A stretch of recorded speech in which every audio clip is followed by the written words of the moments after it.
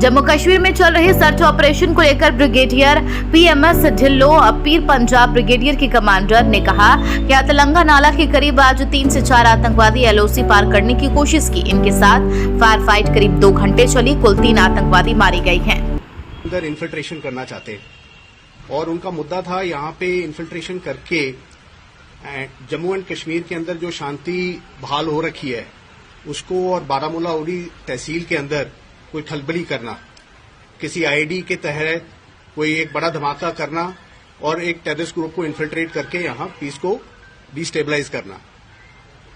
इसी intelligence inputs के मद्देनजर फौज ने और पुलिस ने अपना इंटेलिजेंस और सीआईसीटी ग्रिड को और मजबूत किया और पिछले कुछ दिनों के अंदर हमारी जो डैगर डिवीजन की फौज की आगे एम्बुशेस ले कर रहे थे उनको हमने इंटेलिजेंस इनपुट्स के हिसाब से साइट किया।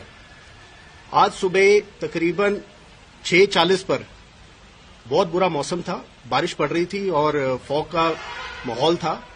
हमारे यहाँ रुस्तम बटालियन के हथलंगा एरिया के अंदर एक जो एम्बुश साइटेड था उसने नोटिस किया कि 3 से 4 टेररिस्ट ये एलओसी क्रॉस करने की कोशिश कर रहे हैं हथलंगा नाला के नजदीक। इमीडिएटली कांटेक्ट एस्टैब्लिश किया गया।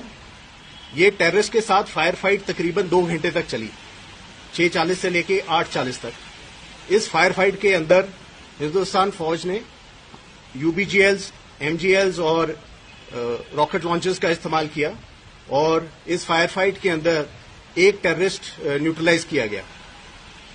इसके बाद जो एम्बुश पार्टीज वहां थी उन्होंने नोटिस किया कि 2 टेररिस्ट जो कि इंजर्ड हुए हैं उन्होंने अपनी थोड़ी मूवमेंट बदल ली है, तो उसके हिसाब से एम्बुशेस ने रीसाइड किया और तकरीबन 9:15 बजे फिर से एक सेकेंड फायर फाइट शुरू हुई।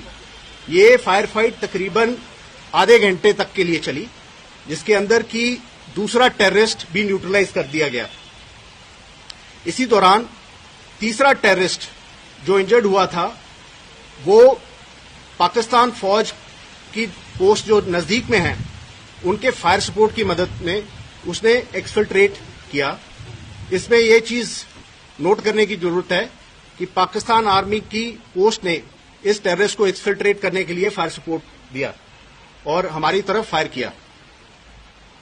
फौज की जो पार्टीज इन्वॉल्व थी उन्होंने वहां क्वाडकॉप्टर भी फ्लाई किए। पाकिस्तान फौज ने हमारी क्वाडकॉप्टर्स के ऊपर भी फायरिंग की।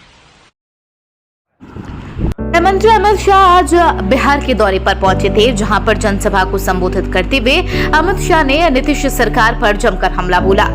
अब अमित शाह के इस बयान पर नीतीश कुमार ने पलटवार किया है। उन्होंने कहा कि वे कुछ भी बोलते हैं, हम उन लोगों की किसी बात पर ध्यान नहीं देते। बिहार का कितना विकास हो रहा है, देश में क्या हो रहा है, उन्हें कोई जानकारी नहीं है। कई दल एकजुट हो रहे हैं, इसलिए वे घबराए हुए हैं। सब पर ध्यान मत दीजिए, हम उन लोगों के किसी बात पर ध्यान नहीं देते क्योंकि वो आते हैं तो अंड बंड बोलते हैं, कोई मतलब कोई ज्ञान है? बिहार का कितना ज्यादा विकास हुआ है, कितना काम हो रहा है, कोई जानकारी है? कोई बिहार की भी जानकारी, देश भर की जानकारी कुछ है? इन लोगों को तो ऐसे ही बोलने की आदत है, तो सब क्या बयान देते हैं हम देखते ही नहीं जाते। आपको पानी अंड बंड बोलना तो ऐसे ही बोलना है, तो क्या मतलब इसका? इसलिए उन लोगों का कोई वैल्यू नहीं है। अब आजकल परेशान है, हम एकजुट कर रहे हैं ना कई दलों को, तो जब एकजुट हो रहा है तब लोग घबराहट में है। पत्रकारों के एक समूह को इंडिया गठबंधन द्वारा आपने जब देखा। गोवा के सीएम प्रमोद सावंत आज छत्तीसगढ़ दौरे पर रहे, जहां पर उन्होंने जनसभा को संबोधित करते हुए कहा, यहां आकर पता चला कि गोबर घोटाला भी होता है। चारा घोटाले के सिलसिले में लालू यादव सालों तक जेल में थे, अब समय आ गया है। मुझे लगता है कि वे भी यानी कि भूपेश बघेल भी इस घोटाले के सिलसिले में निश्चित रूप से जेल जाएंगे। आपने जब देखा कि कांग्रेस यानी करप्शन, कांग्रेस यानी बड़े घोटाला, हमारे माजी मुख्यमंत्री रमन सिंह भाई जब बोल रहे थे तो उन्होंने सब घोटाला की बात की। आज तक के मुख्यमंत्री ने अलग, कांग्रेस के मुख्यमंत्रियों ने अलग अलग घोटाले किए हैं, लेकिन मुझे यहां आने के बाद पता चला कि गोबर में भी घोटाला होता है। भाई साहब, चारा का घोटाला, वो लालू जी कितने साल के लिए अंदर थे? तो फिर देखो, लालू जी ने चारों का घोटाला करके वो अंदर गए थे, तभी अब वक्त आ गया है। किसका वक्त आ गया है? मुझे लगता है कि इस घोटाले में वो भी अंदर जाएंगे निश्चित।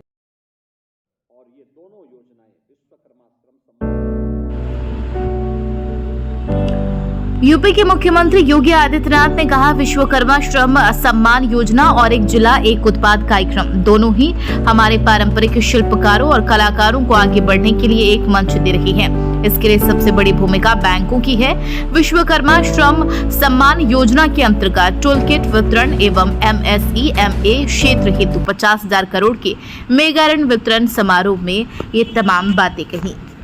और ये दोनों योजनाएं, विश्वकर्मा श्रम सम्मान की योजना हो या फिर वन डिस्ट्रिक्ट वन प्रोडक्ट की योजना, ये दोनों हमारे परंपरागत उद्यमियों को, हस्तशिल्पियों को, कारीगरों को आगे बढ़ने का एक प्लेटफॉर्म है, आगे बढ़ने का एक अवसर है।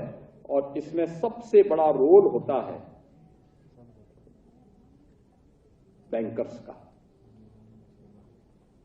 बैंक, एक तो मैं हमेशा से इस बात को मानता हूं कि छोटी पूंजी